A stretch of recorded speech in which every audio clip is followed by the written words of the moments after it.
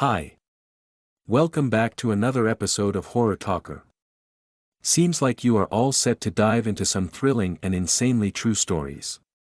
Let's start with some exclusive stories. The clock on my dashboard read 2:34 a.m. as I drove down the desolate stretch of highway that cut through the heart of rural Pennsylvania. My girlfriend, Emily, sat beside me, her presence a comforting anchor in the lonely darkness.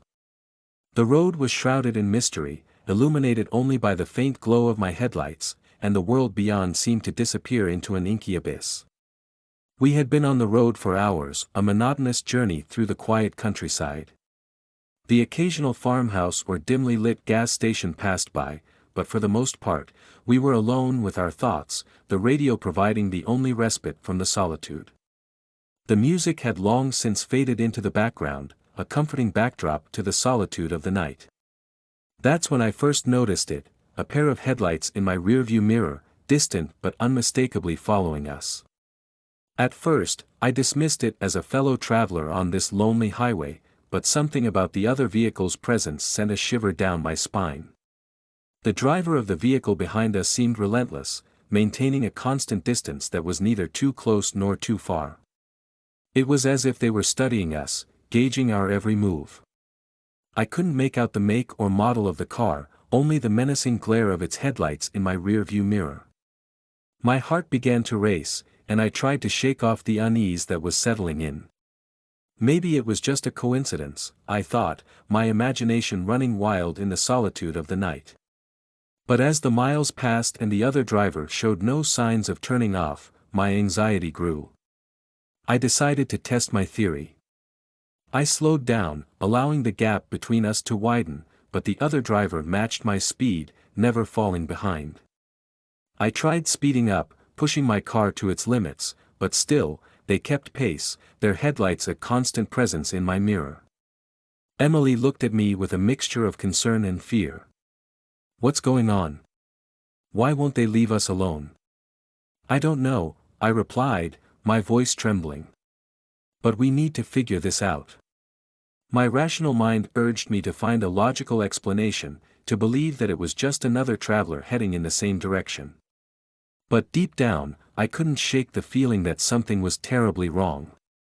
The other driver's intentions remained shrouded in mystery, and their relentless pursuit was anything but ordinary. As the minutes turned into hours, our anxiety turned into full-blown panic. We had no cell signal to call for help, and the next town was miles away. The highway stretched on, seemingly endless, and the isolation of the night pressed in on us like a vice. I tried to rationalize the situation. Maybe it was a case of road rage, I thought, someone with a grudge against a stranger on the highway. But road rage didn't explain the calculated persistence of the pursuit, the way the other driver seemed to anticipate our every move. With trembling hands, I reached for my phone and dialed 911. The call went through, and I tried to explain the situation to the dispatcher, my voice quivering with fear. I gave them our location and a description of the vehicle tailing us, hoping that help would arrive soon. But as I spoke to the dispatcher, a sense of dread washed over me. The other driver had begun to change tactics. They no longer stayed at a constant distance, instead, they would speed up and fall back, their headlights disappearing for moments before reappearing behind us. Each time their headlights blinked out, it felt like a heartbeat skipped, a nauseating pause before the terror of their presence returned. We were trapped in a nightmarish cycle of pursuit, our every attempt to elude them met with their relentless determination to close in on us. My grip on the steering wheel tightened, my knuckles white with fear, as I navigated the lonely highway, desperately trying to outmaneuver our tormentor. The tension in the car was palpable, a suffocating fear that threatened to consume us. Every glance in the rearview mirror revealed nothing but the haunting glow of their headlights, an ever-present reminder of the terror that pursued us. It was as if they were toying with us, reveling in our fear and helplessness. I relayed this to the dispatcher, my voice desperate, but there was little they could do until the police could reach us. As the miles passed, our anxiety gave way to a growing terror. The other driver's behavior had become increasingly menacing, and we couldn't shake the feeling that we were being hunted, that we had unwittingly become prey on this desolate stretch of highway. Emily spotted a sign up ahead, indicating the next exit was only a few miles away. Maybe, just maybe, we could lose our pursuer in the maze of back roads and side streets. I relayed my plan to the dispatcher, who urged us to drive to the nearest police station if we could make it there. As we approached the exit, I signaled to make our turn, my heart pounding in my chest. The other driver followed suit, never once breaking their pursuit. Panic gripped me as I navigated the dark, winding roads of the exit, the other vehicle hot on our tail. The road twisted and turned, and I pushed my car to its limits, my tires screeching around corners. The other driver kept pace, their presence like a malevolent shadow. It was as if they knew these backroads as well as I did, anticipating our every move. I realized that we were in a high-stakes game of cat and mouse, and the stakes were our very lives. The dispatcher's voice crackled through the phone, urging us to stay on the line, to keep driving, but I could hardly hear their words over the sound of our racing hearts. The pursuit continued, a relentless dance of fear and desperation. I took every turn I could, trying to shake our pursuer, but they remained on our tail, their headlights a constant threat in my rearview mirror. As the minutes turned into hours, Emily and I felt like trapped animals, our options dwindling with every mile. The dispatcher assured us that help was on the way, but we knew that we couldn't rely on their arrival alone. We had to find a way to escape this nightmare. Finally, I spotted a glimmer of hope, a small police station up ahead, its parking lot empty and dark. With renewed determination, I sped towards it, praying that we could make it to safety. I pulled into the parking lot, my tires screeching to a stop, and I could see the other vehicle approaching behind us. Emily and I threw open our doors and sprinted towards the police station, banging on the door and shouting for help. The dispatcher could hear our frantic pleas and assured us that officers were en route. We could see the other driver getting out of their car, their figure silhouetted by the dim light of the station.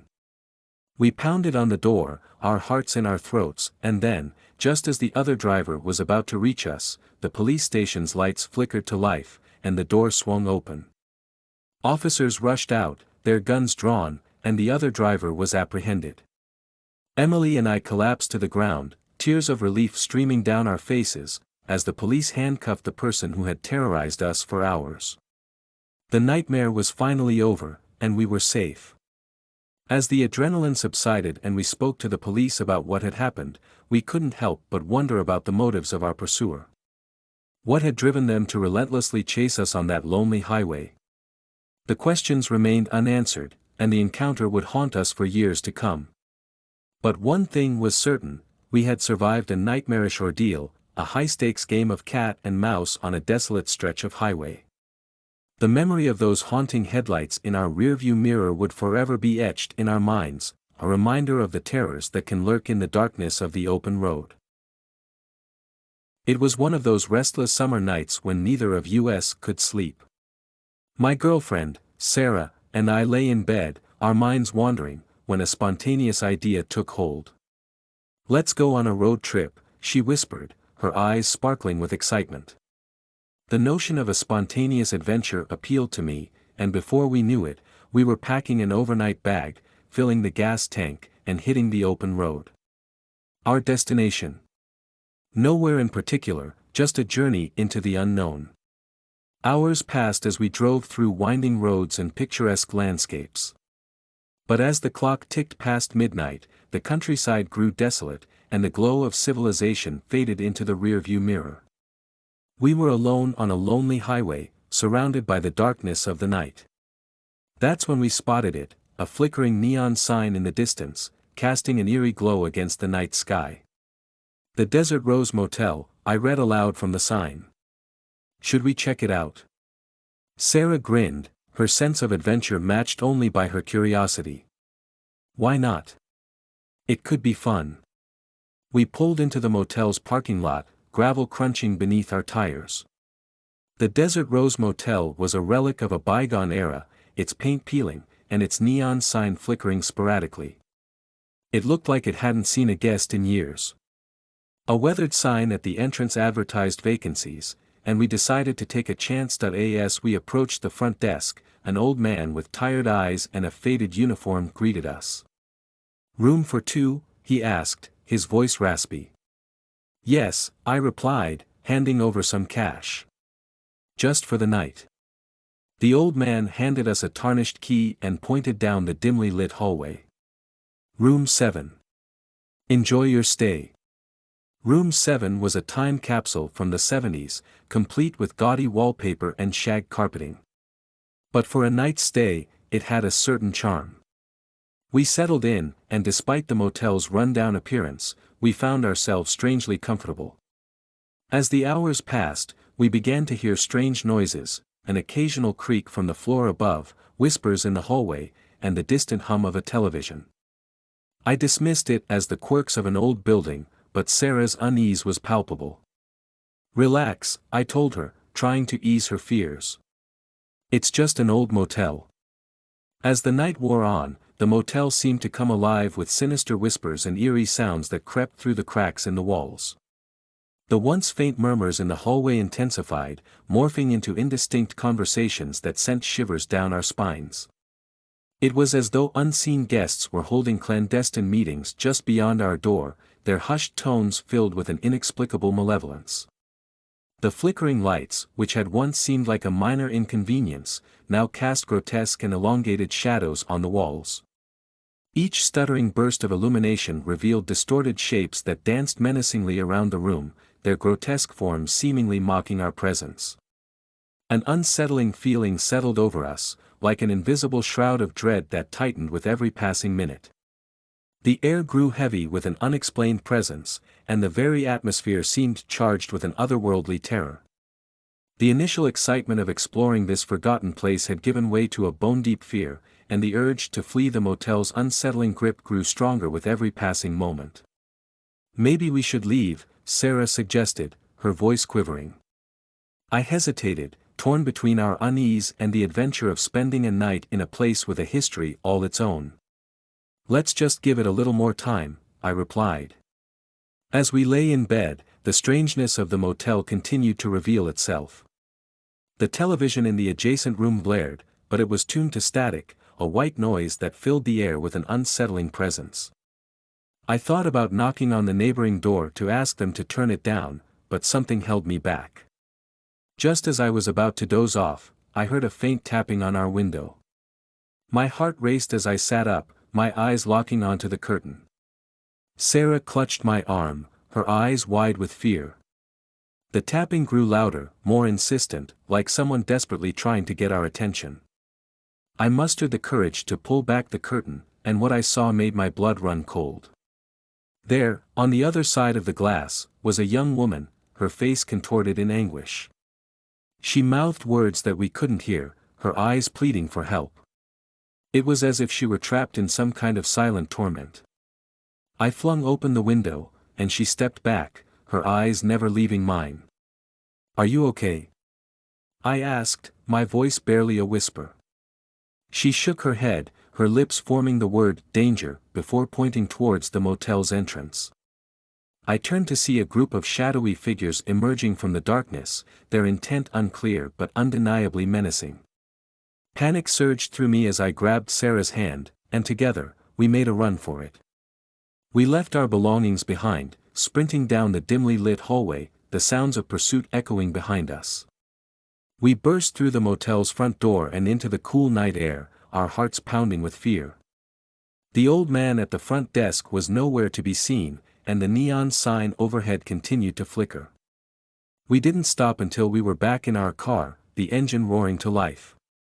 As we sped away from the Desert Rose Motel, the shadowy figures remained in the distance, their menacing presence fading into the night. We drove for miles, not stopping until we reached a well-lit gas station where we finally felt safe. The night had been a harrowing experience, one that had tested our relationship and left us with more questions than answers. What had happened at the Desert Rose Motel? Who were those shadowy figures, and why had the young woman sought our help? The motel's dark history remained a mystery, but one thing was certain: we had narrowly escaped a nightmarish encounter that we would never forget. As the sun began to rise on the horizon, we continued our journey, putting the Desert Rose Motel and its eerie inhabitants behind us. The open road stretched out before us, and though the events of that night would haunt us for years to come, we were grateful to be moving forward, together, into the light of a new day. It was one of those restless summer nights when the idea of spontaneity beckons like a siren's call. The moon hung low in the sky, casting a pale glow on the empty streets as my girlfriend, Lisa, and I decided to embark on a late-night road trip. Our destination: uncharted territory, the promise of adventure lurking in the unknown. As we drove through the lonely highways, the world seemed to blur into a sea of darkness and endless possibilities. The radio played our favorite tunes, and the soft hum of the engine provided the soundtrack to our journey into the night. Our laughter filled the car, as we shared dreams, aspirations, and the thrill of the open road. But as the hours passed, the signs of civilization grew scarce, and the comforting glow of city lights faded into oblivion. We found ourselves surrounded by an inky void, the night's silence broken only by the sound of our tires against the pavement. That's when we saw it, a weathered billboard, barely visible in the moonlight, advertising an abandoned roadside attraction. Mystery Town, a world of wonders, it proclaimed, accompanied by faded images of peculiar exhibits and peculiarities that seemed frozen in time. Lisa pointed at the sign, her curiosity piqued. Should we check it out? The idea of exploring an abandoned attraction in the middle of nowhere held an undeniable allure. We pulled off the highway and onto a narrow, overgrown road that led to our destination. As we approached, the attraction came into view, and it was unlike anything we had ever seen. Mystery Town was a testament to a bygone era, its entrance gate adorned with ornate ironwork, now rusted and decayed. The ticket booth was boarded up, its windows shattered by time and neglect. The entrance gate creaked open, as if inviting us into its forgotten world. We ventured inside, the atmosphere thick with a sense of eerie nostalgia. Faded banners and tattered flags fluttered in the breeze, their colors long lost to the ravages of time. Abandoned ticket booths and empty food stalls stood as silent witnesses to a time when this place had been filled with life. As we explored the attraction, we came across a series of exhibits that sent shivers down our spines. There were bizarre dioramas depicting cryptids, mythical creatures, and unexplained phenomena. Oddities from around the world were displayed in dusty glass cases, their stories untold but lurking in the corners of our imagination. The deeper we ventured into the heart of Mystery Town, the more the atmosphere seemed to thicken with an unrelenting sense of dread. Each step forward felt like a descent into an abyss of terror, and the very air seemed to pulse with malevolence. Unexplained noises echoed through the night air, each sound more disconcerting than the last. Muffled footsteps, like distant echoes of long-forgotten visitors, reverberated through the empty corridors. We strained to identify the source of the sounds but found nothing, adding to our growing unease. Strange shadows lurked in the corners of our vision, defying the logic of the dimly lit attraction. Lisa clung to my arm, her eyes wide with a mix of fascination and trepidation. "This place gives me the creeps," she admitted. I nodded in agreement, my own unease growing with every step. The exhibits became increasingly surreal, as if we had stepped into a parallel world where the line between reality and fiction blurred. But the true terror began when we stumbled upon the Hall of Mirrors, a maze of reflective surfaces that twisted our perceptions and seemed to stretch on forever. We lost ourselves in the labyrinth, our voices echoing off countless reflections of our own fear-stricken faces. As we struggled to find our way out, the mirrors seemed to warp and distort our images, making it impossible to distinguish reality from illusion. Panic set in as we realized we were trapped, disoriented by the relentless maze of glass. Finally, after what felt like an eternity, we stumbled out of the Hall of Mirrors and back into the moonlit night. We were shaken, our nerves frayed, but relieved to have escaped the claustrophobic nightmare of the maze. As we tried to regain our composure, we heard a faint sound, a low, guttural growl that seemed to come from the shadows. We turned to see a pair of glowing eyes, staring at us from the darkness. We backed away slowly, our hearts pounding, as the eyes followed our every move. It was then that we noticed the other figures emerging from the shadows, strange, misshapen creatures with twisted limbs and grotesque features. Panic surged through us as we turned and ran, our pursuit by the mysterious inhabitants of Mystery Town driving us deeper into the labyrinthine attraction. The twisted dioramas and eerie exhibits seemed to come to life, their grotesque inhabitants animated by some unseen force. With each passing moment, the line between reality and nightmare blurred further, and we struggled to maintain our grasp on sanity. Our relationship, once a source of strength, was now tested to its limits as we fought to survive the horrors that surrounded us. The night seemed endless, as we were relentlessly pursued by the sinister inhabitants of Mystery Town. Unexplainable events continued to unfold, each one more terrifying than the last. It became clear that we were not the first to fall victim to this nightmarish attraction. But we refused to become part of its dark history. With sheer determination and a desperate will to survive, we navigated the horrors of Mystery Town, using our wits and the remnants of our courage to outwit our pursuers.